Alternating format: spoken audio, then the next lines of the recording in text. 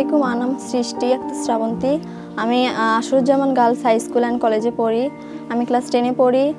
আর আমার স্কুল আমার বাসা থেকে অনেক দূর, তাও আমার যাতায়াতের অনেক সমস্যা হয়। আমি নিয়মিত স্কুল যেতে পারি না, স্কুলে গেলেও ঠিকমতো অ্যাটেন্ড করতে পারি না, পড়াশোনায় আমার সমস্যা হয়। আর আমার পরিবারে সেরকম ব্যবস্থা নাই যে একটা ট্রান্সপোর্টের ব্যবস্থা করে দিবে। আমার যে একটা ট্রান্সপোর্টের ব্যবস্থা করে দিত তাহলে আমার জন্য অনেক ভালো হতো।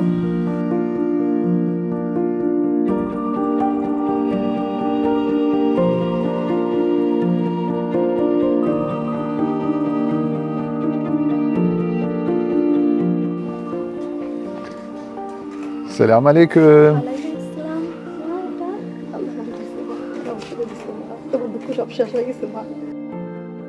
Hasene Derneği olarak eğitime destek adına bugün Bangladeş'te elhamdülillah 300 tane yavrularımıza sizlerin zekatlarıyla almış olduğumuz bu bisikletleri hediye ettik ve inşallah bundan sonra bu kardeşlerimiz eğitim hayatlarına devam edebilecekler. Okul yolu ne kadar uzak olursa olsun bundan sonra gidebilecekler ve huzurlu şekilde de evlerine dönebilecekler.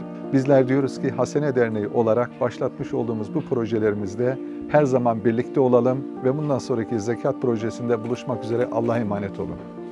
আলহামদুলিল্লাহ, হাসিনা ইন্টারন্যাশনাল তরফ থেকে আমি এই উপহারটা পেয়ে অনেক খুশি হচ্ছি।